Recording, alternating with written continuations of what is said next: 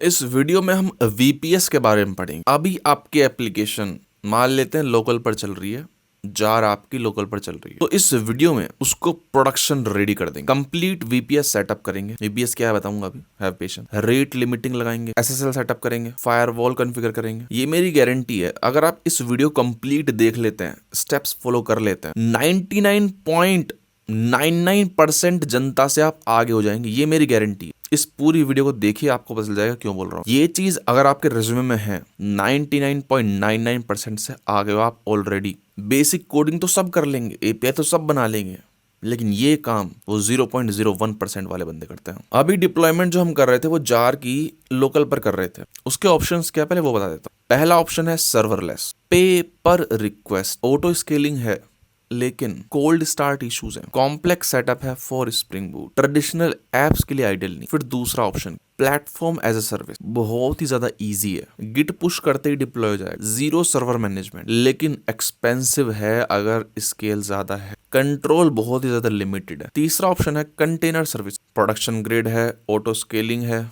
Industry standard भी है, लेकिन बहुत ज्यादा कॉम्प्लेक्स, ओवरकिल है फॉर अ सिंगल ऐप और नीडलेस टू से एक्सपेंसिव। तो ये लार्ज कंपनीज के लिए बेस्ट, माइक्रो सर्विसेज के लिए बेस्ट है जो कि स्केल पर है। फिर चौथा option virtual private server VPS, जिसको हम पढ़ने जा रहे हैं। कंप्लीट कंट्रोल अपने हाथ में है, बहुत ही ज्यादा कॉस्ट इफेक्टिव है। आप इसमें थोड़ा बहुत डेवऑप्स भी सीख जाएंगे बिना कोई टेंशन। प्रोडक्शन पे यूज हो रहा है भर भर के, आप सब कुछ मैनेज करें, और ये मैं अच्छी चीज मानता हूँ। तो बजट कम है, फुल कंट्रोल चाहते हो तो वीपीएस यूज करिए। अब वीपीएस के बहुत सारे प्रोवाइडर्स हैं, मैंने चूज किया है होस्टिंगर।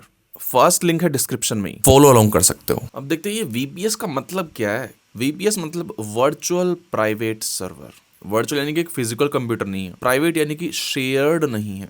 फिजिकल सर्वर होता है डेटा सेंटर्स में, उनको मल्टीपल वीपीएस में बांट दिया जाता है, सबका अपना आइसोलेटेड एनवायरनमेंट। समझ रहे हो, बिल्डिंग शेयर्ड है लेकिन फ्लैट्स कंप्लीटली आपके आइसोलेटेड। डेडिकेटेड रिसोर्सेज मिलेंगे कि रैम कितनी है, सीपीयू कितने हैं, हार्ड डिस्क कितनी, बैंडविड्थ कितनी है, यानी आदान प्रदान डेटा का कंप्लीट कंट्रोल आपके हाथ में। कुछ भी इंस्टॉल करो, कुछ भी कॉन्फ़िगर करो, रूट एक्सेस आपके पास 24 घंटे चलता रहता है, कनेक्टेड रहता है इंटरनेट से। पब्लिक आईपी एड्रेस रहेगा आपके पास, कोई एपीआई है, आपका कुछ प्रोजेक्ट आईपी चलाना चाहते हो आईपी चलाओ। होस्टिंगर डोमेन भी देगा तो आप डोमेन से मैप करा सकते हो, वो भी करेंगे। एक छोटी सी बता देता हूँ, शेयर्ड होस्टिंग और वीपीएस में डिफरेंस। शेयर्ड होस्टिंग में क्या होता है, आप रिसोर्सेज भी शेयर करते हो, रैम, सीपीयू, स्टोरेज, बैंडविड्थ। जैसे मान लो आपका सीपीयू है एक 32 कोर का है, अच्छी बात है, 128 जीबी रैम है, बहुत खुशी की बात है, 2 टीबी एसएसडी है, लेकिन 1000 वेबसाइट्स शेयर कर रही हैं। अब मान लो आपने भी खरीद लिया, तो थ्योरेटिकली आपके पास 0.032 कोर्स हैं, 128 MB रैम है, 2 GB हार्ड डिस्क, और वो गारंटेड भी नहीं है। Others can use your share if you not using it. अगर सब यूज कर रहे हैं तो चीजें स्लो हो जाती हैं। सबसे बड़ी प्रॉब्लम क्या है, कंट्रोल नहीं है आपके पास। बेसिक स्टफ कर पाओगे बस, forget about installing spring boot application, nginx, फलाना ढिमकाना। वर्डप्रेस वगैरह के लिए है ये, स्मॉल बिजनेस के लिए बढ़िया है, पर्सनल पोर्टफोलियो वगैरह एचटीएमएल सीएसएस करनी है तो सही है, एंड ऑब्वियसली लो ट्रैफिक के लिए बढ़िया है। और वीपीएस मैंने आपको बता ही दिया, रिसोर्सेज आपके हैं, फुल कंट्रोल आपके पास है, एक सेपरेट कंप्यूटर की तरह ही है वो, समझ रहे हो। होस्टिंगर ही क्यों चूज किया मैंने, देखिए सबसे अफोर्डेबल है बिगिनर्स के लिए, एंड बिल्कुल भी कंफ्यूजिंग नहीं है चीजें। मेरे खुद कुछ पर्सनल प्रोजेक्ट्स हैं जो कि होस्टिंगर पर लाइव है। इंटरफेस बहुत ज्यादा सिंपल है, एच पैनल से सब कुछ मैनेज कर सकते हो। इंडिया में भी डेटा सेंटर्स हैं तो स्पीड भी बहुत अच्छी आती है, 24/7 सपोर्ट है, और बहुत सारे फ्री अच्छे फीचर्स भी हैं, डीडोस प्रोटेक्शन, वीकली बैकअप्स, और एक डोमेन फ्री मिलेगा आपको। अराउंड 400 रुपए पर मंथ में आप अपना वीपीएस ले सकते हो। अगर आप अपने रेज्यूमे में डालते हैं कि आपने स्क्रैच से कुछ बिल्ड करके वीपीएस पे डाला है तो बहुत अच्छा इंप्रेशन डलता है। और एक और चीज मैं आपको बता देता हूँ, अब जैसे मैंने यहाँ पर 12 मंथ्स का सिलेक्ट किया हुआ है for this one. 1 core CPU, 4 GB RAM है, डिस्क स्पेस 50 GB है, 4 TB की बैंडविड्थ है। मेरे को साल भर का 5600 पड़ रहा है। और खास आपके लिए एक मैं कूपन कोड बता रहा हूँ, ENG डाइजेस्ट। अप्लाई करोगे तो 10% और डिस्काउंट आपको मिलेगा, 5000 का हो जाएगा। 12 महीने ज्यादा लग रहा है, कोई दिक्कत नहीं है सर, 1 महीने वाला खरीद लो, 600 रुपए का है। अपनी जॉब हंटिंग से पहले कर लो, लोगों को दिखाने के लिए, देखो मेरा ये वीपीएस है, समझ रहे हो बात को। ऑब्वियसली और अच्छे ऑप्शंस भी हैं आपके पास, डुअल कोर सीपीयू चाहिए, 4 कोर का सीपीयू चाहिए, 8 कोर का चाहिए, मल्टीपल चाहिए आपको, एक नहीं मल्टीपल वीपीएस चाहिए, वो सब आप काम कर सकते हो, कोई दिक्कत नहीं है। यहीं से तो आपको वो स्टार्टअप वाला दिमाग चलेगा कुछ आप सोच रहे हो, आपके पास आइडिया है, आपके पास एआई है, कुछ आपने बिल्ड किया, डिप्लॉय किया, एक्चुअल यूजर्स को पिच कर रहे हो, आप अपने लिंक्डइन पे दिखा रहे हो, इंस्टा पे दिखा रहे हो, देखो मैंने ये बिल्ड किया है, चेक करो। समझ रहे हो बात को? डिस्क्रिप्शन में भी लिंक है, आप वहां से चेक कर सकते हो, वहां पे ऑटोमेटिकली डिस्काउंट अप्लाई हो जाएगा। मैं सिलेक्ट कर रहा हूं ये वाला ऑप्शन, ओके, KVM 2। VPS पर क्लिक करते हैं, सेटअप पर क्लिक करते हैं, यहां पर लोकेशन सिलेक्ट कर लेते हैं इंडिया। जितना पास होगी ये लोकेशन आपकी ऑडियंस से यानी कि क्लाइंट से उतना बढ़िया है, चीजें फास्ट होंगी। नेक्स्ट पर क्लिक करते हैं। अब ऑपरेटिंग सिस्टम सिलेक्ट करना है। भाई देखो, पहले जार चल रही थी आपके सिस्टम पर, आपका सिस्टम बंद तो आपकी एप्लीकेशन बंद, लेकिन यहां पर ऐसे कंप्यूटर्स पर अपनी जार चलाने जा रहे हो जो कि 24/7 चलती रहती है और इंटरनेट से कनेक्टेड रहती है। अब यहाँ पे 3 ऑप्शन है, plain OS, OS with panel और एप्लीकेशन। हमें प्लेन ओएस सिलेक्ट करना है क्योंकि हमें फुल कंट्रोल चाहिए और मैनुअली सब सेटअप करना है। ओएस विद पैनल में कंट्रोल पैनल आता है जो एक्स्ट्रा रिसोर्सेज कंज्यूम करता है और हमें जरूरत नहीं है, ठीक है सर। और एप्लीकेशन में प्री कॉन्फ़िगर्ड एप्स होती हैं जैसे वर्डप्रेस, वो भी हमें नहीं चाहिए। तो प्लेन ओएस परफेक्ट है हमारी स्प्रिंग बूट डेवलपमेंट के लिए। चलिए अब ओएस सिलेक्ट करना है, मैं यहां पर उबुंटू सिलेक्ट करता हूं और इसका लॉन्ग टर्म सपोर्ट वाला वर्जन सिलेक्ट कर लेता हूं एंड देन कर लेता हूं सिलेक्ट पर क्लिक। उबुंटू इसलिए सिलेक्ट किया क्योंकि सबसे बिगिनर फ्रेंडली लिनक्स का ऑपरेटिंग सिस्टम है। अब हमें अपने VPS को सिक्योर करना है। यहां 2 ऑप्शंस हैं, रूट पासवर्ड और SSH की। रूट पासवर्ड मतलब आपके सर्वर का मेन पासवर्ड। ये पासवर्ड हर बार लॉगिन करते टाइम लगेगा। मैं एक स्ट्रॉन्ग पासवर्ड सेट कर रहा हूं जो मैं कहीं सेव भी कर लूंगा। आप भी स्ट्रॉन्ग पासवर्ड चूज करिए, capital letters, small letters, number या फिर स्पेशल कैरेक्टर्स का कॉम्बिनेशन। SSH की एक एडवांस्ड सिक्योरिटी फीचर है जो पासवर्ड की जगह की से लॉगिन करता है। अभी के लिए हम इसको स्किप कर रहे हैं क्योंकि बिगिनर के लिए थोड़ा कंफ्यूजिंग हो सकता है, बाद में ऐड कर सकते हैं अगर जरूरत पड़ी। तो मैं पासवर्ड सेट कर देता हूं और नेक्स्ट पर क्लिक कर देता हूं। ये लास्ट स्टेप है सेटअप का। यहां 2 एडिशनल फीचर्स ऑफर कर रहे हैं। पहला है मालवेयर स्कैनर, ये फ्री है और VPS को सिक्योर रखता है, तो इसको सिलेक्टेड ही रहने देते हैं, कोई प्रॉब्लम नहीं है। दूसरा है डॉकर मैनेजर, ये डॉकर कंटेनर्स के लिए है, लेकिन हमें ये नहीं चाहिए क्योंकि हम सिंपल जार डिप्लॉयमेंट कर रहे हैं। डॉकर एक एडवांस टॉपिक है जो हम सेपरेटली कवर करेंगे। अभी के लिए सिंपल अप्रोच फॉलो कर रहे हैं, डायरेक्ट जावा की जार डिप्लॉय करेंगे। फिनिश कर देते हैं सेटअप को। अब हमारा VPS सेटअप हो रहा है। बैकग्राउंड में क्या क्या हो रहा है बता देता हूं। उबुंटू 24 ऑपरेटिंग सिस्टम इंस्टॉल हो रहा है, सर्वर कॉन्फ़िगर हो रहा है, नेटवर्क सेटअप हो रहा है और सिक्योरिटी फीचर्स एक्टिवेट हो रहे हैं। बेसिकली एक फ्रेश कंप्यूटर रेडी हो रहा है जिसे हम अपनी स्प्रिंग बूट एप्लीकेशन चलाने के लिए यूज कर सकते हैं। इसी पेज पे वेट करते हैं, एक ईमेल भी आ जाएगा जब ये सब सेटअप हो जाएगा। हमारा VPS सक्सेसफुली सेटअप हो गया है। यहाँ 2 ऑप्शंस दिख रहे हैं, एक है VPS डैशबोर्ड जो ब्राउजर बेस्ड मैनेजमेंट के लिए, दूसरा है SSH एक्सेस जो टर्मिनल से सर्वर कनेक्ट करने के लिए, यानी कि आपके लोकल टर्मिनल से आप अपने सर्वर से कनेक्ट कर सकते हो। तो इस IP को भी अपने कहीं नोट्स में लिख लीजिए। अब एक इंटरेस्टिंग क्वेश्चन है, ये पर्टिकुलर IP एड्रेस कैसे मिली आपको? तो बेसिकली जब हम VPS सेटअप करते हैं, होस्टिंगर के पास एक पूल है थाउजेंड्स ऑफ IP एड्रेसेस का। ये IPs उनको इंटरनेट सर्विस प्रोवाइडर से मिलते हैं। जब हमने फिनिश सेटअप पर क्लिक किया, होस्टिंगर ने चेक किया कौन से IPs अवेलेबल हैं। हमने इंडिया लोकेशन सिलेक्ट किया था, तो इंडिया डेटा सेंटर के IPs में से एक अवेलेबल IP उठाई उसने और हमें असाइन कर दी।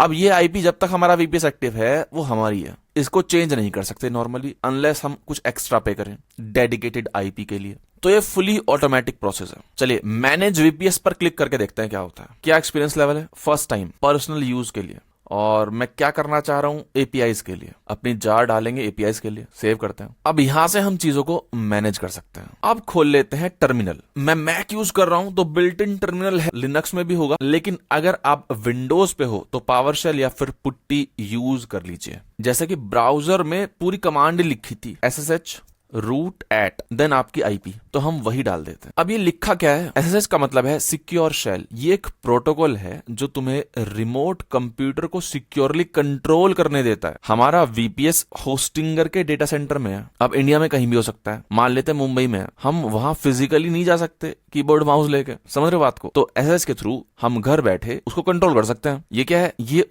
उस VPS का यूजर नेम है और ये आईपी है। जब हम एंटर करेंगे तब पासवर्ड मांगेगा। एक एनक्रिप्टेड कनेक्शन बना रहा है हमारे मैक और वीपीएस के बीच। मतलब जो भी मैं टाइप करूंगा, कमांड्स, पासवर्ड्स, कुछ भी, सब एनक्रिप्टेड रहेगा इंटरनेट पे। कोई हैकर भी अगर बीच में देखेगा तो उसे सिर्फ गार्बेज डेटा दिखेगा, एक्चुअल कमांड्स नहीं। ठीक है, एंटर करते हैं। अब देखो, टर्मिनल पर पहले मेरा नाम लिखा रहा था, यहाँ पर प्रॉम्प्ट जो है वो बदल चुका है। ये कंफर्म कर रहा है कि अब हम वीपीएस के अंदर हैं। रूट मतलब यूजर नेम, और ये क्या है, ये हमारे सर्वर का नाम है। हैश का मतलब क्या है यहाँ पर, कि आपके पास फुल परमिशंस हैं, आप एडमिन हैं। ओके, तो इस समय मैं एक रिमोट कंप्यूटर के अंदर हूं जो कि होस्टिंगर के डेटा सेंटर में रखा हुआ है। अब जो भी मैं कमांड चलाऊंगा वो उस कंप्यूटर पे चल रही। PWD लिखा मैंने, यहाँ पे लिखा हुआ है कि आप इस डायरेक्टरी में हो, print working directory. System information check कर लेते हैं, uname-a लिनक्स है, लिनक्स का कर्नल वर्जन बदल चल गया है, होस्ट नेम बदल चल गया। उबुंटू का वर्जन चेक कर लेते हैं।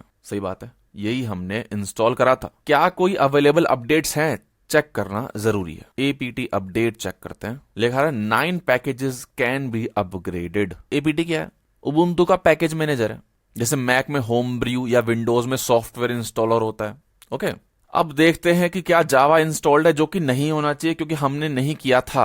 जावा नॉट फाउंड, बिल्कुल सही बात है। तो हमें JDK 8 चाहिए। ठीक है, अगर आपने अपनी स्प्रिंग बूट एप्लीकेशन अपग्रेड कर रखी है ना, 11 करना है, 21 करना है, तो आप अकॉर्डिंगली कर सकते हैं। तो इंस्टॉलेशन स्टार्ट हो चुकी है, चेक करते हैं हो गया है क्या। लिखा रहा है कि सर हो चुका है, बहुत खुशी की बात है, ताली बजाइए। ओके, जावा होम भी सेट कर देते हैं, चेक करते हैं सेट हुआ है, नहीं हुआ। क्यों, क्योंकि इन्वायरमेंट को रीलोड करना पड़ेगा। एक बार रीलोड किया, आप चेक करिए, जावा होम सेट हो गया सर। जावा कंपाइलर का भी चेक कर लीजिए, बिल्कुल सही बात है, आ रखा है, बहुत खुशी की बात है। चलिए आपसे क्वेश्चन पूछता हूँ, जावा होम क्यों हमने सेट किया भाई, बताना जरा। देखिए, ये जो वेरिएबल है ना, जावा की लोकेशन बताता है, बहुत सारी एप्लीकेशन इसी को यूज कर लेती हैं। तो हमारा जावा सेटअप कंप्लीट हो चुका है। अब हम अपनी स्प्रिंग बूट जार अपलोड कर सकते हैं और उसको रन कर सकते हैं। ओके, मैं अपने स्प्रिंग बूट प्रोजेक्ट के अंदर आ चुका हूँ। क्लीन करके जार बना लेते हैं, टेस्ट को कर लेते हैं स्किप। टारगेट के अंदर जार बन जाएगी। टारगेट फोल्डर हमारा बन चुका है, जाके देख लेते हैं। ये हमारी सुंदर सी जार बन चुकी है, इसको चलाते हैं। अब देखिए, आप देख सकते हैं यहाँ पर हमारे जो वेरिएबल्स हैं। अभी हम क्या कर रहे थे, अभी हमने इंटेलिजेंट में दे रखे थे। इसी प्रॉब्लम को सॉल्व करने के लिए ना, एक आप इन्वायरमेंट फाइल बना लीजिए। उस इन्वायरमेंट फाइल से अब उठाएंगे इनकी वैल्यू। समझ रहे हो बात को। जैसे कि मैंने ये .env फाइल बना लिया, फोल्डर कोई सा भी हो सकता है आपकी इच्छा अनुसार। तो आप सारे वेरिएबल्स उठाइए जो आपने application.yml में लिख रखे हैं, और उनकी वैल्यू .env में डाल दीजिए। एक फाइल बनाइए .env, ठीक है, और उसमें डाल दीजिए। अगर .env से आपको अपनी स्प्रिंग बूट एप्लीकेशन चलानी है तो यहाँ पे एडिट कॉन्फ़िगरेशन में जाइए, और ये देखिए एनवायरनमेंट वेरिएबल्स में उस .env को सिलेक्ट कर लीजिए। समझ रहे हो, तो आपकी स्प्रिंग बूट एप्लीकेशन यहाँ से मिल जाएगी। और अब हम VPS पे डालेंगे। देखो, VPS पे डालने से पहले लोकल पे चला के देख लेते हैं। लोकल पर चलाने की कमांड ये है, ये तो आप देख ही रहे होंगे, जावा -jar किया है एंड जार दी है अपनी। उससे पहले ये कहानी और लिखी है। इसका मतलब कुछ नहीं है, इसका मतलब ये है जो .env फाइल्स में इन्वायरमेंट वेरिएबल्स हैं उनको लोड करवा रहे हैं। पहले set -a से हम शेल को बोलते हैं कि जो भी वेरिएबल्स डिफाइन हो वो ऑटोमेटिकली इन्वायरमेंट वेरिएबल बन जाए। फिर सोर्स से हम अपना .env फाइल रन कर रहे हैं। जितनी भी कीज है इन्वायरमेंट में लोड हो जाती हैं इससे। देन set +a से ये ऑटो एक्सपोर्ट बंद कर देता है, और लास्ट में जावा -jar। बताइए आपको set +a ऑप्शनल है, वैसे ये होगा जो भी वेरिएबल्स आप बनाओगे बाद में, इसके बाद वो ऑटो एक्सपोर्ट नहीं होंगे। चलिए इसको रन करके देखते हैं। ये लोकल पर चल रहा है। हेल्थ चेक कर लेते हैं, सेंड करते हैं, ओके आ रहा है, इसका मतलब सब बढ़िया चल रहा है हमारे लोकल पर। अब एक काम करते हैं सर, इस जार को, ठीक है, इस जार को, ये जो हमारी जार है, इसको अपने सर्वर पे भेज देते हैं। सर्वर के अंदर और कुछ नहीं है, रूट फोल्डर है। इसे मैंने एक फोल्डर बना लिया, जर्नल ऐप, कुछ भी बना लो, कोई फर्क नहीं पड़ता। mkdir जर्नल ऐप कर दिया मैंने, ठीक है, खा लिया ये जर्नल ऐप फोल्डर, बहुत खुशी की बात है। तो कुछ नहीं करना, मूव कर देना है इस जार को, ठीक है, इस सर्वर पर। फोल्डर ये है, ओके, एंटर करते हैं। पासवर्ड मांगेगा, ऑब्वियस सी बात है ना, कोई भी अपलोड नहीं कर पाएगा आपके सर्वर पे, पासवर्ड चाहिए होगा। पासवर्ड पेस्ट कर दिया। अब ये जार मूव हो रही है 40%, 64%, 100%, यानी कि अपलोड हो गई है। सिमिलरली आप क्या करिए, अपनी .env फाइल भी मूव कर दीजिए। तो इस .env को भी मूव कर देते हैं, सेम ही फोल्डर में मूव हो गई है। जाके देखते हैं इस फोल्डर में, अपने सर्वर में जाके देखते हैं। ls किया, अच्छा ls से जार तो आ गई है। .env के लिए हाइफन ही करना पड़ेगा क्योंकि डॉट से शुरू होने वाली फाइल्स हिडन होती हैं। बहुत खुशी की बात है। अब सेम कमांड यहाँ पे चला दीजिए, जिससे जार चलाई थी सेम कमांड यहाँ पे चला दीजिए। यहाँ पे तो जिस फोल्डर में है उसी में ही पड़ी हुई है सब कुछ, जार भी और .env भी, तो ये सब हटाइए, ठीक है, और रन करते हैं सर। अब एक काम और कर लेते हैं, इस डोमेन को हटाते हैं और अपनी आईपी डाल देते हैं। जो आपके वीपीएस की आईपी है वो डाल दीजिए। 80 पोर्ट है, सेंड करके देखिए, ओके आ जाना चाहिए। ओके आ गया, बहुत खुशी की बात है। और आप सर्वर पर भी चेक कर सकते हो कि लॉग में हेल्थ इज ओके आ गया। ओके, हमारा स्प्रिंग बूट प्रोजेक्ट जो है वो चल चुका है। अब एक चीज चेक करते हैं, इसको बंद करते हैं, ठीक है, टर्मिनेट करता हूं। लिखा है closing this tab will terminate the running process. किया मैंने फिर भी। अब चला के देखता हूं, नहीं चल रहा। यही प्रॉब्लम है। अगर मैं टर्मिनल क्लोज कर दूं या कंट्रोल सी प्रेस कर दूं तो एप्लीकेशन बंद हो जाएगी। अगर एसएच कनेक्शन डिस्कनेक्ट हो जाए तो एप्लीकेशन बंद हो जाएगी। अगर वीपीएस रिस्टार्ट हो जाए तो एप्लीकेशन रिस्टार्ट नहीं होगी ऑटोमेटिकली। तो ये प्रोडक्शन रेडी नहीं है। प्रोडक्शन में हमें चाहिए कि सर एप्लीकेशन बैकग्राउंड में चले, हम टर्मिनल क्लोज कर सकें। दूसरा, वीपीएस रिस्टार्ट होने पे ऑटोमेटिक स्टार्ट हो जाए। तीसरा, अगर क्रैश हो जाए तो ऑटोमेटिक रिस्टार्ट हो जाए। चौथा, प्रॉपर लॉग्स मेंटेन हो। इसलिए हम सिस्टम डी सर्विस बनाएंगे। सिस्टम डी लिनक्स का प्रोसेस मैनेजर है जो एग्जैक्टली ये सब हैंडल करता है। ओके, अब हम वापस आ गए हैं अपने वीपीएस में। अब हम production ready system D service बनाएंगे। एक फाइल बना रहा हूं मैं, एक सर्विस फाइल बना रहा हूं, journal app dot service. Dot service extension जरूरी है और ये बेसिकली हायरार्की है। सिस्टम डी का कॉन्फ़िगरेशन, एडीसी का मतलब क्या होता है, एडिटेबल टेक्स्ट कॉन्फ़िगरेशन। इसमें बहुत सारी चीजें हो जाती हैं, होस्ट्स हो गए, एनजिनिक्स हो गया, फलाना ढिमकाना, ठीक है। उसके अंदर हम सिस्टम डी भी डाल रहे हैं, ठीक है। इसका कॉन्फ़िगरेशन लिख रहे हैं। फिर सिस्टम मतलब कि यूजर क्रिएटेड सर्विसेज जो हम मैनुअली बनाएंगे, उसके अंदर हमने डॉट सर्विस लिख दिया। और नैनो क्या है सर, ये नैनो से क्रिएट हो जाएगी ये फाइल और ओपन भी हो जाएगी। देख रहे हो, ओपन भी हो गया, यानी कि एडिटर खुल गया है, नैनो एडिटर है ना। इसमें हम वीपीएस में है तो ऑब्वियसली नोटपैड वगैरह, वीएस कोड वगैरह तो कुछ होगा नहीं, तो नैनो इनबिल्ट एडिटर है। डिस्क्रिप्शन, अपनी जर्नल एप्लीकेशन कुछ भी डाल दीजिए। After network dot target, network ready होने के बाद ही स्टार्ट कर दो। Type is equal to simple, यानी कि सिस्टम डी डायरेक्टली मैनेज करेगा। सिस्टम डी के लिए ये फोरग्राउंड प्रोसेस है, ठीक है ना। हमारे टर्मिनल के लिए ये बैकग्राउंड में है, लेकिन सिस्टम डी के लिए ये फोरग्राउंड है। ये जार की डायरेक्टरी बता रहा है। एनवायरनमेंट लोड कर देगा ऑटोमेटिकली, उसके लिए .env फाइल बता रहा है। Java command to run jar, crash पे ऑटोमेटिकली रीस्टार्ट, 10 सेकंड वेट करना है। नॉर्मल लॉग्स यहाँ स्टोर करो, एरर लॉग्स यहाँ स्टोर करो, एंड बूट पे ऑटोमेटिकली स्टार्ट कर दो। ओके, बाहर आते हैं, यस करते हैं, सेव करते हैं इसको। एप्लीकेशन लॉग्स के लिए फोल्डर बना देते हैं, ठीक है। इस जस्ट अ गुड प्रैक्टिस कि ओनर को सब कुछ राइट है, ग्रुप को रीड और एग्जीक्यूट, और अदर्स को भी रीड और एग्जीक्यूट। अगर ये समझ नहीं आया तो मेरी लिनक्स में सिक्योरिटी वाली वीडियो देख लीजिएगा। अब क्या करेंगे, सिस्टम डी को बताएंगे कि नई सर्विस फाइल बनाई है। ओके, रिलोड ले लेंगे, आउटपुट कुछ नहीं आएगा, ये नॉर्मल है। ओके, सर्विस को एनेबल कर देंगे एंड देन सर्विस को स्टार्ट कर देंगे, ठीक है sir.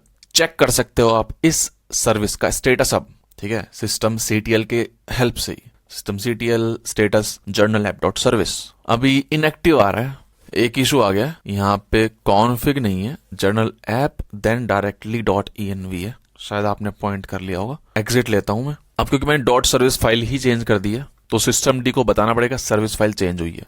Demon reload, demon reload का मतलब यह है कि सर सिस्टम डी को बताना कि फाइल चेंज हुई है। अब सर्विस को रिस्टार्ट कर देंगे। अब वापस चेक करते हैं स्टेटस। अब तो लग रहा है चल गई है। लॉग्स चेक करते हैं, बंद तो रहे हैं sir. Tail -f application dot log खुल तो रहे हैं, कुछ कुछ हो तो रहा है। हेल्थ चेक चलाते हैं, आ गया सर, हेल्थ इज ओके। बहुत ही खुशी की बात है, हमने बैकग्राउंड में चला दिया अपनी एप्लीकेशन। अब आ जाते हैं एच पैनल पे होस्टिंग करके। यहाँ पे वीपीएस हमारा चल रहा है, बढ़िया, कोई दिक्कत नहीं है। मैनेज पर क्लिक करते हैं। सीपीयू यूसेज क्या है, मेमोरी यूसेज क्या है, डिस्क यूसेज क्या है, सब कुछ बता देगा ये। एसएच की हमने कोई कॉन्फ़िगर करी नहीं है तो 0 दिखा रहा है। फायरवॉल कोई रूल नहीं डाला। स्नैपशॉट एंड बैकअप्स एक लिया है इसने, तो वीकली बैकअप भी ले रहा है। आप इसको डेली भी कर सकते हो, ठीक है, उसके लिए एक्स्ट्रा पे करना पड़ेगा ऑब्वियसली। यहाँ पर वीपीएस की डिटेल्स हैं कि सर मुंबई में है, ओएस क्या है, होस्ट नेम क्या है, यूजर नेम क्या है, आईपी क्या है, अप टाइम क्या है वीपीएस का। फिर आपने जो प्लान खरीदा हुआ है उसकी एक्सपायरेशन, डुअल कोर है फिलहाल जो मेरा सीपीयू है, मेमोरी क्या, रैम 8 GB है और डिस्क स्पेस दे रखा है 100 GB। ये जो हमारा होस्ट नेम है, क्या इससे मैं अपने एंड पॉइंट एक्सेस कर सकता हूँ? हमें पता है कि हाँ भाई आई पोर्ट से तो कर ही रहे हैं, कोई दिक्कत नहीं है। आई पोर्ट को हटा दूं और इस डोमेन को लिखूं, अब सेंड करूं तो ये लोड हो रहा है, हेल्थ चेक नहीं चल रहा। चलेगा भी नहीं सर। डीएनएस मैनेजर पर जाइए, यहां पर अपना डोमेन नेम डालिए, ऐड करिए इसको। नहीं चला, टाइम आउट आ गया। अब देखो ध्यान सुनना, ये नींद आ रही है तो पॉज कर लो, रिलैक्स कर लो, देन फिर से आओ। हमारा स्प्रिंग बूट एप्लीकेशन पोर्ट 8081 पर चल रहा है। जब मैं ब्राउजर में सिर्फ होस्ट नेम टाइप कर रहा हूं, उठाया मैंने, होस्ट नेम डाला, तो ये ऑटोमेटिकली पोर्ट 80 पे रिक्वेस्ट भेजता है। ठीक है, क्योंकि HTTP का डिफॉल्ट पोर्ट 80 है, लेकिन पोर्ट 80 पे तो कुछ चल ही नहीं रहा। हमारी एप्लीकेशन तो 8081 पर चल रही है, इसीलिए कनेक्शन फेल हो रहा है ना, बेसिकली टाइम आउट इसीलिए आ रहा है। लेकिन अगर मैं पोर्ट नंबर एक्सप्लिसिटली डाल दूं, यहां पर 8081 डाल दूं, तो देख रहे हो ओके आ चुका है। ब्राउजर में भी 8081 डाल दूं तो देख रहे हो कुछ तो आ रहा है। ऑब्वियसली नॉट फाउंड आ रहा है, क्योंकि ये क्या लिखा हुआ है, कोई कंटेक्स्ट पाथ नहीं है, कुछ भी नहीं, ऐसे डाल दिया। तो वो एंड पॉइंट तो हमने कन्फिगर कर ही नहीं रखा अपने स्प्रिंग बूट एप्लीकेशन में, इसलिए नॉट फाउंड आ रहा है। चल तो रहा है मतलब, लेकिन ये अनप्रोफेशनल लगता है, राइट। यूजर्स को पोर्ट नंबर याद नहीं रहेगा, ऑब्वियसली पोर्ट नंबर डालता भी कौन है, इसलिए प्रोडक्शन में एनजिनिक्स यूज करते हैं। एनजिनिक्स एक रिवर्स प्रॉक्सी है जो पोर्ट 80 पे रिक्वेस्ट एक्सेप्ट करता है और इंटरनली हम उसको दूसरे पोर्ट पर फॉरवर्ड कर सकते हैं। तो बेसिकली मैं ये कहना चाह रहा हूं, देखो ब्राउजर से पोर्ट 80 पे गया, एनजिनिक्स ने उसको पोर्ट 8081 पर डाल दिया, ठीक है, फॉरवर्ड कर दिया, ताकि हमारी स्प्रिंग बूट तक रिक्वेस्ट पहुंच जाए। एनजिनिक्स के और भी बेनिफिट्स हैं, जैसे कि SSL HTTPS support, load balancing, caching, security features, static file serving. चलो इसको सेटअप करते हैं। APT update, APT install nginx-y। डरना नहीं है, nginx एक वेब सर्वर है जो वेबसाइट के ट्रैफिक को हैंडल करता है। सिंपल, जब यूजर वेबसाइट ओपन करता है, पहले रिक्वेस्ट nginx के पास जाएगी, अब nginx डिसाइड करेगा कि रिक्वेस्ट कहां भेजनी है। समझ रहे हो? अब देखो ETC में जाओ, यहाँ पे nginx आ गया है, देख रहे हो। इसके अंदर जाओ, साइट्स अवेलेबल के अंदर, यहाँ पे एक जर्नल ऐप क्रिएट कर दो ना फाइल, और ये पूरी कहानी हम पेस्ट कर देंगे। Ctrl+X+Y, लिंक क्रिएट कर देंगे। डिफॉल्ट, जो डिफॉल्ट पड़ा हुआ है उसको हटा देंगे, ठीक है, डिफॉल्ट nginx कॉन्फ़िग को हटा देंगे। चेक करेंगे nginx-t, ये चेक करेगा क्या nginx की कॉन्फ़िग फाइल जो है वो सही लिखी हुई है, फेल आ रहा है। ओके, हमने डिफॉल्ट कॉन्फ़िग रिमूव करवाई थी, एक्चुअली ये जरूरी नहीं है। डिफॉल्ट nginx कॉन्फ़िग्स और हमारी कस्टम कॉन्फ़िग पीसफुली को एग्जिस्ट कर सकती है, क्योंकि nginx में प्रायोरिटी सिस्टम होता है। ओके, स्पेसिफिक सर्वर नेम है ना, वो प्रायोरिटी होती है, जैसे कि हमने जर्नल ऐप बनाई थी, एंड डिफॉल्ट कॉन्फ़िग बस फॉल बैक है। तो एक काम कर देते हैं, इसको क्रिएट कर देते हैं, जाके भी देख लेते हैं, ठीक है। अब चेक करते हैं nginx-t, कह रहा है सिंटैक्स ओके, सक्सेसफुल आ गया। अब जो हमारी nginx की कॉन्फ़िगरेशन है उसको एडिट करना है। थोड़ा स्क्रॉल डाउन करेंगे, यहाँ पे ये देखो लाइन लिखी हुई है, साइट्स अनेबल /*। ये बिल्कुल सही है। अगर यहाँ पे डिफॉल्ट लिखा होता तो हमें स्टार करना पड़ता। स्टार मीन्स कि सारी फाइल्स इंक्लूड हो जाए साइट अनेबल्ड के अंदर जो भी है, ठीक है। मतलब समझाऊंगा एक और बार, टेंशन मत लो, परेशान नहीं होते, रोते नहीं है। एक बार रीस्टार्ट मार देते हैं nginx को, स्टेटस चेक कर लेते हैं, एक्टिव रनिंग, बहुत बढ़िया। जर्नल ऐप का स्टेटस देख लेते हैं, वो भी एक्टिव है, बहुत ही बेहतरीन। ओके, आप चलाते हैं netstat कमांड। nginx पोर्ट 80 पे चल रहा है, बिल्कुल सही बात है। जावा प्रोसेस, हमारी स्प्रिंग बूट एप्लीकेशन जो है वो 8081 पे है, बहुत ही खुशी की बात है। अब आते हैं अपने पोस्टमैन में, यहाँ पे 8081 लिखा था ना अपन ने, इसको हटा देते हैं, इसकी कोई जरूरत नहीं है। अब सेंड करते हैं, देख रहे हो ओके आ गया। हमने nginx भी सीख लिया है।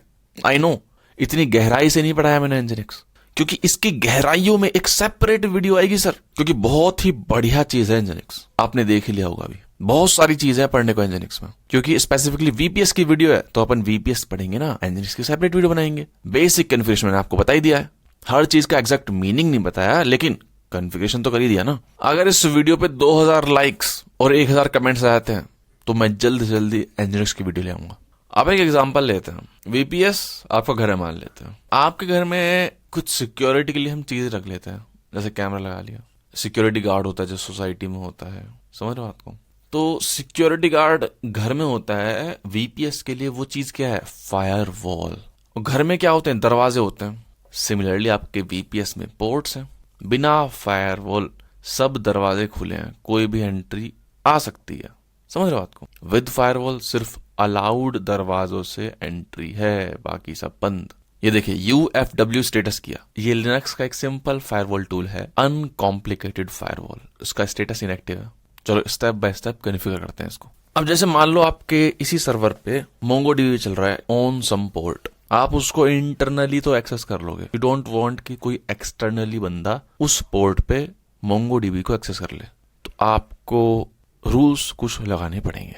और अभी जो दरवाजे हैं, पोर्ट हैं जो कि काम में आ रहे हैं, पोर्ट 22 है जिसके थ्रू हम एसएच कनेक्शन बनाते हैं, जो कर रहे हैं स्टार्टिंग से।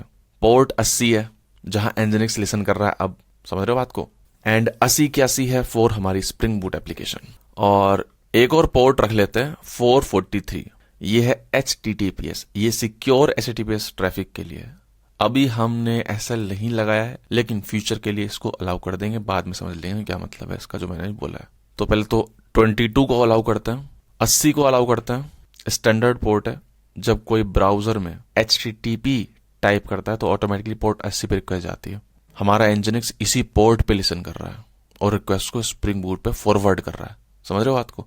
अगर ये पोर्ट ब्लॉक होगा तो कोई भी आपकी रिक्वेस्ट या API एक्सेस नहीं कर पाएगा। सिमिलरली 443 को अलाउ करते हैं। अभी तो हमने SSL सर्टिफिकेट नहीं लगाया तो HTTPS नहीं है, लेकिन इसको अलाउ कर रहे हैं फ्यूचर के लिए। पोर्ट 443 सिक्योर HTTPS ट्रैफिक का स्टैंडर्ड पोर्ट है। जब हम SSL सर्टिफिकेट लगाएंगे लेट्स इनक्रिप्ट से, तब ये पोर्ट ऑटोमेटिकली यूज होगा। अगर नहीं से मैं टेंशन मत लो, ठीक है, इग्नोर करो इस चीज को, इस वाले पार्ट को, 443 वाले पार्ट को, HTTPS वाले पार्ट को। अब देखो, एक काम और कर देते हैं, 80-81 पोर्ट को ब्लॉक कर देते हैं। उसके लिए आपको कुछ नहीं करना, वो ऑलरेडी ब्लॉक्ड है बाय डिफॉल्ट। एक्सप्लिसिटली अलाउ नहीं किया तो ब्लॉक ही रहेगा। अब क्यों ब्लॉक कर रहे हैं? क्योंकि 80-81 पे डायरेक्टली एक्सटर्नल एक्सेस नहीं देना चाहिए। समझ रहे हो? फ्लो ये है, यूजर ब्राउजर में URL टाइप करेगा, 80 पे रिक्वेस्ट आएगी, एनजिनिक्स इंटरनली 80-81 पे जाएगा। समझ रहे हो बात को? रेस्पॉन्स भी एनजिनिक्स के थ्रू आएगा, तो एक्सटर्नल वर्ल्ड को सिर्फ पोर्ट 80 दिखेगा। 80-81 इंटरनल कम्युनिकेशन के लिए, वो नहीं निकालो बाहर। समझ रहे हो बात को? अब अगर हम उसको पब्लिक कर देते हैं, user directly Spring Boot access कर सकते हैं, एनजिनिक्स को बाईपास कर देंगे। समझ रहे हो बात को? ये दिक्कत है, सिक्योरिटी लेयर बाईपास हो जाएगी, डीडोस अटैक्स जो है वो इजी हो जाएंगे, रेट लिमिटिंग वगैरह, कैशिंग वगैरह नहीं चलेगी अगर लगा रखी है आपने तो पोर्ट 80-81 ब्लॉक्ड रहेगा, फायरवॉल में अलाउ नहीं करेंगे। अब चलाते हैं UFW डिफॉल्ट डिनाई इनकमिंग। इसका मतलब क्या? सारे incoming connections by default block कर दो, सिर्फ जो एक्सप्लिसिटली अलाउ किए हैं वही आएंगी। अब UFW डिफॉल्ट अलाउ आउटगोइंग, सारी आउटगोइंग कनेक्शन अलाउ करो जो आपके VPS से जा रहे हैं। VPS के बाहर जाने वाले ट्रैफिक जो भी है वो सब चलेंगे। आउटगोइंग कनेक्शन इसलिए अलाउ कर रहे हैं क्योंकि हमारा MongoDB से कनेक्शन बन रहा है रिमोट, सिस्टम अपडेट्स होंगे, एक्सटर्नल API कॉल्स वगैरह होंगी, Maven डिपेंडेंसी वगैरह डाउनलोड होंगी। समझ रहे हो बात को? तो इसलिए आउटगोइंग सारे अलाउ कर रहे हैं, लेकिन इनकमिंग हमने अलाउ पहले कर देते थे, वो 3 पोर्ट्स, ठीक है, और बाकी सब ब्लॉक। अब कर देते हैं फाइनली फायरवॉल को अनेबल। कह रहा है कि सर जो आपका SS कनेक्शन बन रहा है ना वो डिसरप्ट हो सकता है। हाँ ठीक है, चलो फिर से कर लेंगे, हो गया। चलो अब चेक भी कर लेते हैं स्टेटस, बिल्कुल सही बात है, एक्टिव हो गया सर। अब एक काम करते हैं, ये तो चलेगा ही, ओके आ जाएगा क्योंकि ये एनजिनिक्स पे जा रहा है, पोर्ट 80 पे जा रहा है। इस पर जाते हैं और इसको हिट मारते हैं, देखते हैं क्या होता है। अब ये फायरवॉल जो है वो इसको रोक देगा। देख रहे हो चले जा रहा है, टाइम आउट हो जाएगा कुछ टाइम बाद। लेकिन अगर मैं देखो इसको डिसेबल कर दूं वापस से, UFW डिसेबल, चेक करो स्टेटस इनएक्टिव आ चुका है। अब वापस से हिट करते हैं इसको, हेल्थ चेक को, देख रहे हो ओके आ रहा है। समझ रहे हो? अब वापस से मैं क्या करता हूं, अनेबल करता हूं इसको, ठीक है। अब वापस चलाता हूं, अब नहीं चलेगा, अब वापस से टाइम आउट वगैरह जाएगा। तो हमारा फायरवॉल वर्क कर रहा है और हमने टेस्ट भी कर लिया। देख रहे हो थोड़े टाइम बाद यहाँ पे टाइम आउट आ चुका है। अब मैंने रेट लिमिटिंग का बताया था आपको, तो एनजिनिक्स से उसका सेटअप कर देता हूं। रेट लिमिटिंग का मतलब ये कंट्रोल करता है कि एक यूजर कितनी रिक्वेस्ट कर सकता है एक स्पेसिफिक टाइम में। समझ रहे हो? अगर आप अपनी API पब्लिक कर रहे हो और कोई अटैकर है कंटिन्यूस रिक्वेस्ट भेज रहा है 1000 रिक्वेस्ट पर सेकंड, तो क्या होगा? सर्वर ओवरलोड जाएगा, जो लेजिट यूजर्स हैं उनको सर्विस नहीं मिलेगी, डेटाबेस ओवरलोड जाएगा, सिस्टम क्रैश हो जाएगा, होस्टिंग का बिल भी बढ़ जाएगा सर। समझ रहे हो? जैसे होस्टिंग करने तो क्या दे रखा है, कैप लगा रखा है 8 TB। कोई क्या करता है, कैप नहीं होता कहीं कहीं पे, किसी प्लेटफॉर्म पे। अब कैप नहीं है तो बढ़ता जाएगा और अटैकर अटैक कर रहा है, बैंडविड्थ बढ़ रही है, आपका बिल भी बढ़ रहा है, आपका BP भी बढ़ रहा है। समझ रहे हो बात को? इसी को बोलते हैं DDoS, distributed denial of service. फटाफट से करते हैं, करंट एनजिनिक्स कॉन्फ़िगरेशन का बैकअप बना लेते हैं पहले तो, इन केस कुछ गलत हो जाता है तो हम वापस रिवर्ट कर लेंगे, राइट। अब जाते हैं अपनी उस कॉन्फ़िगरेशन के अंदर, ये एग्जैक्टली हम इसको एज इट इज पेस्ट कर देंगे। यहां पर देखेगा 100 रिक्वेस्ट पर मिनट, यानी कि 1.666 रिक्वेस्ट पर सेकंड यहां पर हम अलाउ कर रहे हैं, ठीक है। ये क्या लिखा हुआ है कहानी, ये बात की बात है, जब सेपरेट एनजिनिक्स लेक्चर बनाएंगे उसमें हम पढ़ेंगे। कंट्रोल एक्स रीलोड ले लेते हैं एनजिनिक्स। जब हम रीलोड लेते हैं तो जो लोड है, एक्टिव कनेक्शन जो है वो ड्रॉप नहीं होते क्योंकि कॉन्फ़िगरेशन लोड हो रही है। जब हम रिस्टार्ट करेंगे तो एक्टिव कनेक्शन ड्रॉप होंगे। ओके, अब एक काम करते हैं टेस्ट करने के लिए। क्या टेस्ट कर रहे हैं? रेट लिमिटिंग कि 100 रिक्वेस्ट पर मिनट या फिर 1.666 रिक्वेस्ट पर सेकंड ही अलाउ होनी चाहिए। उसके बाद जो है अगर ज्यादा कर रहे हो एक सेकंड में 1.666 रिक्वेस्ट से ज्यादा कर रहे हो पर सेकंड तो 429 यानी कि टू मैनी रिक्वेस्ट एरर आएगी। रनर पर क्लिक करते हैं, है ना, ये कलेक्शन मांगता है। इससे रनर के थ्रू हम टेस्ट कर सकते हैं बस्ट मोड में, एक साथ बहुत सारे रिक्वेस्ट भेज के देख सकते हैं। इसको ड्रैग एंड ड्रॉप कर देते हैं। हेल्थ कॉपी हमें चलाना है और सबको अनचेक कर देते हैं। इटरेशन कितनी बार चलानी? 150 बार चलाते हैं, रन कर देते हैं। डिले क्या है? 0 सेकंड, एक साथ भेजो। अब देखना 150 बार चलेगा ये। अब देखो रिक्वेस्ट जो गई हैं वो 8 सेकंड में गई हैं 150। तो रूल वही है, 1666 सेकंड में एक रिक्वेस्ट जाएगी, तो एक गई है। फिर 420 यानी कि टू मैनी रिक्वेस्ट हमने भेज दिया है, एनजिनिक्स ने भेज दिया। ठीक है, जो वो बीत जाएगा 1.666 सेकंड तो पहली रिक्वेस्ट जो होगी वो अलाउ हो जाएगी। ऐसे चल रहा है। तो हमने रेट लिमिटर भी सीख लिया। एग्जैक्ट कन्फिगरेशन वगैरह हम देखेंगे एनजिनिक्स वाले लेक्चर में, परेशान मत होइए। ओके, तो हमारी एप्लीकेशन सक्सेसफुली डिप्लॉय हो चुकी है, लेकिन एक प्रॉब्लम है। अगर आप अपने हेल्थ चेक को ब्राउजर पे चलाएंगे तो नॉट सिक्योर लिखा आएगा। मैं चला के दिखाऊंगा, हैव पेशेंस, अभी वीडियो देखते रहिए। सिस्टम पर जाएंगे। अभी ये प्रोडक्शन के लिए प्रॉब्लम है क्योंकि हम HTTP यूज कर रहे हैं। HTTP का क्या प्रॉब्लम है? HTTP में डेटा प्लेन टेक्स्ट में ट्रैवल करता है। यूजर लॉग इन कर रहा है तो डेटा जो है प्लेन टेक्स्ट में जा रहा है, कोई बीच में देख सकता है। अगर आपका वाईफाई कॉम्प्रोमाइज है तो वो देख सकता है, ISP देख सकता है। रियल सिनेरियो लेते हैं, बंदा कॉफी पीने गया, उनके वाईफाई से लॉगिन किया, हैकर ने वाईफाई पर वायर शार्क लगा रखा है तो वो सारा डेटा उठा सकता है। जब आप लॉगिन करोगे आपका अकाउंट हैक हो जाएगा। तो सॉल्यूशन है वो HTTPS है। HTTPS को अनेबल करने के लिए आपको चाहिए SSL certificate, secure sockets layer. ये डेटा को एनक्रिप्ट कर देता है, कंप्लीटली फ्री है, ऑटोमेटिक रिन्यूअल हो जाता है, लैपटॉप स्क्रीन पे चलता है। ओके, टर्मिनल में आ जाते हैं एंड SSL इंस्टॉल करते हैं। APT अपडेट चेक कर लेते हैं एंड सर्टबोर्ड की हेल्प से SSL सर्टिफिकेट इंस्टॉल कर देते हैं। तो इसने क्या किया है? सर्टबोर्ड इंस्टॉल किया है। ये फ्री SSL सर्टिफिकेट देता है। लेट्स इनक्रिप्ट से एनजिनिक्स प्लगइन भी इंस्टॉल कर रहे हैं ताकि ऑटोमेटिक कॉन्फ़िगरेशन। फिर अगली कमांड, अपने डोमेन के लिए सर्टिफिकेट जनरेट कर रहे हैं। एनजिनिक्स फ्लैग भी दे रहे हैं, -d फ्लैग उसी का है डोमेन बताने का। एनजिनिक्स फ्लैग जो है इससे ऑटोमेटिक एनजिनिक्स कॉन्फ़िगरेशन भी हो जाएगा। HTTPS अनेबल, रीडायरेक्ट सेटअप सब ऑटोमेटिक। यहाँ पर अपना ईमेल डाली, सर्टिफिकेट एक्सपायरी नोटिफिकेशन वगैरह आ जाएगा। ठीक है, फिर इसने पूछा terms of service, Y press कर दीजिएगा। कह रहा है deploying certificate successfully deployed certificate for this, congratulations you have successfully enabled HTTPS। अब अगर मैं उठाऊं इसको HTTP एंड यहाँ पे देखो HTTP लिखा है मैंने, ये जैसे हिट करूंगा रीडायरेक्ट हो जाएगा HTTPS पे। कनेक्शन इज एनक्रिप्ट, समझ रहे हो? ओके सर, तो हमने HTTPS भी कॉन्फ़िगर कर दिया है। ओके, इस वीडियो में इतना ही। बहुत कुछ सीख लिया है हमने इस वीडियो में, और खुद से जरूर करिएगा। ये नहीं वीडियो देख ली मूवी की तरह। होस्टिंगर पे जाइए, अकाउंट बनाइए, फर्स्ट लिंक पर क्लिक करिए, डिस्क्रिप्शन में दे रखी है। जब खुद से करोगे तभी दिमाग में घुसेंगी। जब आपका रेज्यूमे देख रहा होगा बंदा, अच्छा प्रोजेक्ट जो है इसने डिप्लॉय कर रखा है, कहीं तो कर रखा है, वो पूछे कहाँ कर रखा है, आप बोलोगे VPS पे, वो ठीक है चलो खास क्या है, लेकिन नहीं, SSL सर्टिफिकेट भी है, एनजिनिक्स सेटअप है, रेट लिमिटिंग है, फायरवॉल सेटअप कर रखा है। तो इससे क्या अलग ही इम्पैक्ट पड़ेगा। और इन चीजों को रेज्यूमे में डालना है आपको, ऐसे नहीं कि बस बना लिया प्रोजेक्ट रेज्यूमे डाल ही नहीं। फायदा क्या फिर करने का? चलिए मिलते हैं नेक्स्ट वीडियो में। कमेंट करके जरूर बताइए कि कैसी लगी आपको वीडियो, और प्लीज कंसिडर सब्सक्राइबिंग, तभी तो मोटिवेशन मिलेगी।